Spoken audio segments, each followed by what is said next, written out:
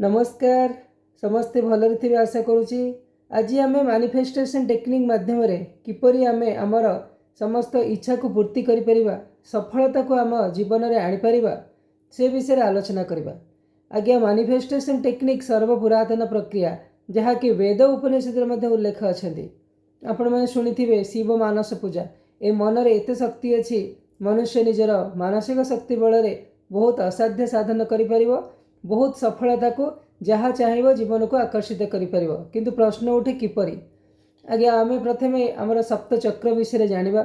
मूलाधार चक्र, स्वाधिष्ठान चक्र, मणिपुर चक्र नाभि देश, अनाहत चक्र हृदय देश, कंठ देश विशुद्ध चक्र, आज्ञा चक्र, सहस्रार चक्र।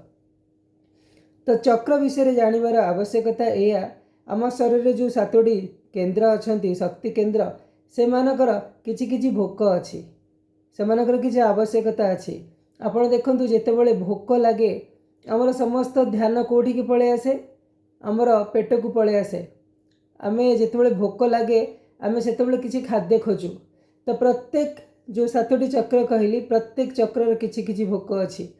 तो आमे जेतेबेले कोनोसी शरीर रे आघात लगे, खंडिया हो जाए, समग्र ध्यान सेठिकी पळाए एवं रक्त प्रवाह मध्य सेठुक पळाए एवं रक्त जमाट बांधिबा आरंभ हुए। तो आमे जेतेबेले कोनोसी चक्र उपरे ध्यान दो, समस्त ऊर्जा समस्त शक्ति से चक्र को प्रवाहित होती। समस्ते आजिकल मैनिफेस्टेशन टेक्निक विषय कहते, किंतु मैनिफेस्टेशन टेक्निक केमिति करिबा सठिक उपाय रे जहाँकि आमर मैनिफेस्टेशन खूब शीघ्र हो पारिबो से विषय आम आज आलोचना करवा। मैनिफेस्टेशन टेक्निक करने को हेले आमको प्रथमतः आमर श्वास उपर टिके ध्यान देवा। आमर श्वास एबे कोठी चली देखंतु, साधारणतः जदि आपण एठी नाक पाखरे रखिवे, ए जो हाथटी रखिक देखंतु आपणकर श्वास को पटे बेसी बाहरुची, बाँ पटे बेसी बाहरुची कि डाहाण पटे बेसी बाहरुची आपण जानि परिबे रखिले एभली।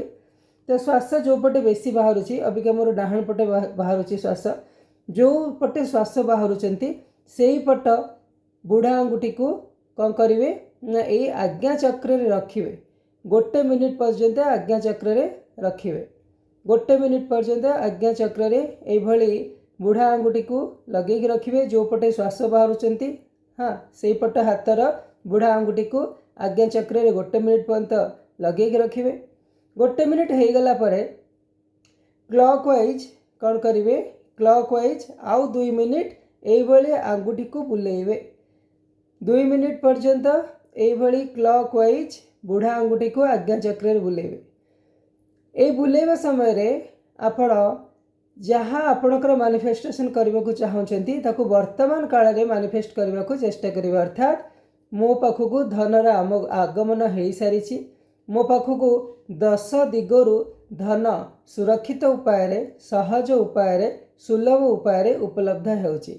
हाँ आज्ञा आपण एभली करेंगे वर्तमान काल रे, कहीं मैनिफेस्टेशन टेक्निक वर्तमान काल उपर निर्भर करे। मो पाखकू 10 दिगरु धनर आगमन होउची, सुरक्षित उपाय रे, सहज उपाय रे एवं सुलभ उपाय रे।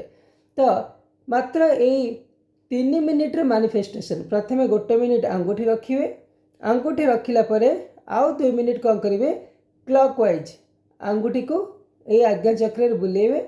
बुलेइबा समय रे मोर सफलता, मो पाखक सफलता आसुअछि, सफलता आसी जाइए एवं से मुहूर्त को आपण अनुभव करेंगे मो पाखे जहाँ मुझे चाहूँगी सब उपलब्ध अच्छी।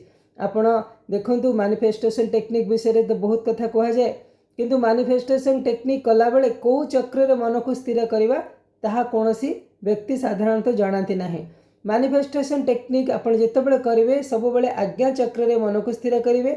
आपण जेतेबेले एभली आंगुठी को क्लॉकवाइज बुलेइबे आपणकर संपूर्ण ऊर्जा आज्ञा चक्र को आसीजिवो। आपणकर समस्त शक्ति देखंतु जेतेबेले गोटे हायर अथॉरिटी किछि ऑर्डर दियंती ताहाको समस्ते मानते। तो आमर हायर अथॉरिटी होचंती आज्ञा चक्र।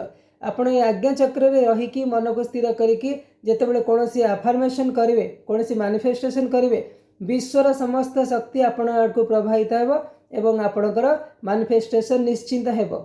एहाकू करिकी देखंतु जे पर्यंत 21 दिन 30 दिन पर्यंत करंतु, निश्चिंत आपण अनुभव करि परिबे आपण जहाँ चाहूचंती आपण आडको आकर्षित होचंती। गोटे कार्य सरिला परे आउ गोटे नुआ मैनिफेस्टेशन करिवे। समस्त को धन्यवाद। नमस्कार।